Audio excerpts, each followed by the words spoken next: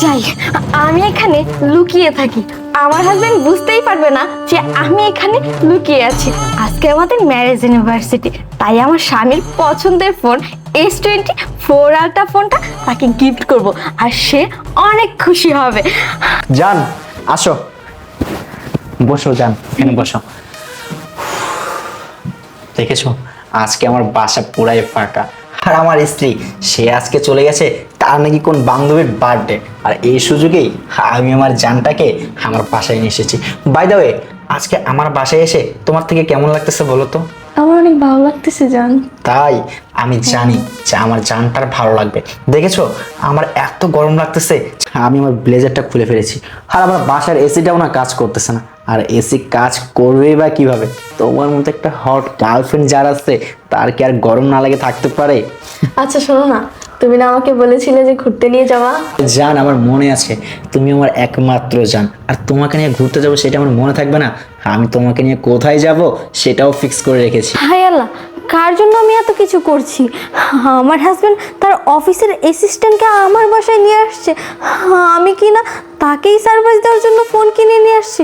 আচ্ছা জান, তুমি আমাকে নিয়ে কোথায় যাবো? আরে জান, আমি তোমাকে নিয়ে কোথায় যাব সেটা না আমি অনেক আগে থেকে ফিক্স করে রেখেছি। আমি ভাবছি তোমাকে নিয়ে এবার আমি কক্সে যাব। এই আমার একটা কল আসছে। কে কল দিয়েছে? আরে আর বলো না, আমার ওয়াইফ কল দিয়েছে। ব্যাপার না, একটু ইগনোর করি, কি বলো? আচ্ছা ঠিক আছে। আচ্ছা, তুমি যে আমাকে নিয়ে কক্সে যাবা, বাসায় কি বলে যাওয়া তোমার স্ত্রীকে? আরে সেটা তোমাকে ভাবতে হবে না, আমি আমার স্ত্রীকে বলবো আমি আমার অফিসের কাজে 7 দিনের জন্য বাইরে যাব, ব্যাস। আর সেটা সে অতি সহজেই বিশ্বাস করে ফেলবে, আর তারপরে তুমি আর আমি কক্সে গিয়ে এনজয় করব। সেখানে শুধু তুমি আর আমি ছাড়া কেউ থাকবে না। এই আবার কে কল দিল? দেখো তো। আমার ওয়াইফ সে আবার কল দিয়েছে। জানো না আমি ওর যন্ত্রণায় একদম অতিষ্ঠ হয়ে গেছি। আরে শুধু কল দিতেই থাকবে দিতেই থাকবে, আমি না কিছু বুঝতে পারছি না। আমি মাঝে মধ্যে ভাবি কি জানো, ওকে আমি ডিভোর্স দিয়ে তোমাকে বিয়ে করব। কিন্তু জান আমি না ওকে ডিভোর্স দিলে এই যে সয় সম্পত্তি দেখছো কিছুই পাবো না। তখন আমি কি করব বলো? তোমাকে আমি এই যে তোমার চাহিদা পূরণ করবো কি দিয়ে? তুমি যে এত সুন্দর দামি ড্রেস পরো, তোমাকে দামি ফোন কিনে দিয়েছি, সব কিছু তো ওর টাকায় দিয়েছি।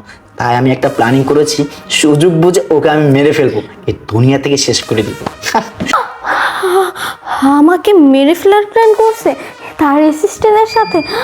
না না, এর একটা শেষ আজকে দেখেই ছাড়বো, কিছু একটা করতেই হবে। এই একটু দাঁড়াও তো, আবার কল দিয়েছে, এবার আমি একটু কথা বলি। হ্যাঁ হ্যালো, এই তোমার কি হয়েছে? হ্যাঁ তুমি জানো না আমি অফিসে একটা জরুরি মিটিং আছি, তারপরও ঘন ঘন কেন কল দিচ্ছ? রাখো, আমি বাসায় আসলে তারপরে দেখবো। আচ্ছা এখন আমরা একটু রোমান্স করি।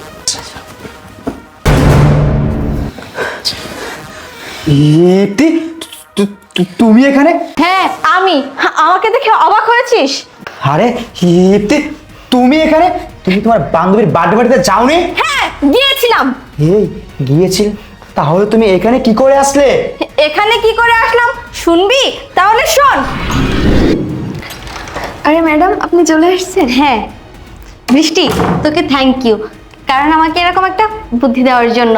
আমি তো ভেবেছিলাম তোর স্যারকে বাইরেই সারপ্রাইজ দিব, কিন্তু তুই বলেছিস বাড়িতে সারপ্রাইজ দিতে। এই দেখ, তোর স্যারকে সারপ্রাইজ দিব বলে ফোন কিনে নিয়ে আসছে। কেমন হয়েছে? অনেক সুন্দর হয়েছে ফোনটা।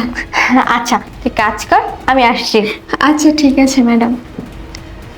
ম্যাডাম যান, রুমে যান, একটু পরেই আপনি বুঝতে পারবেন যে আমি কেন আপনাকে বাসায় সারপ্রাইজ প্ল্যান করতে বলেছি। এবার শুনলি তো আমি এখানে কিভাবে আসলাম? আজকে আমাদের ম্যারেজ অ্যানিভার্সারি, এই জন্য তোর পছন্দের ফোন কিনতে গিয়েছিলাম তোকে সারপ্রাইজ দিব বলে, কিন্তু সারপ্রাইজ তো আমি নিজেই হয়েছি।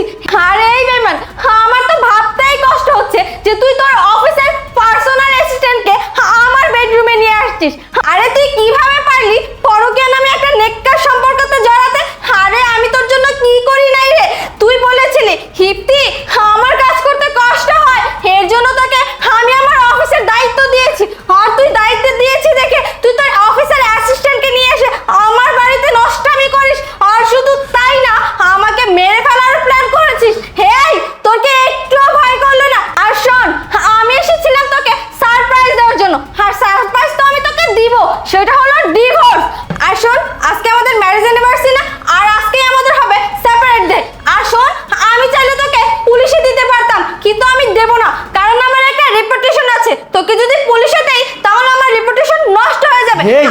ইপ্তি তুমি এসব কি বলতেছো? আমাকে তুমি ডিভোর্স দিবা মানে? এই তুমি আমাকে ক্ষমা করে দাও না ইপ্তি। এই, দাঁড়া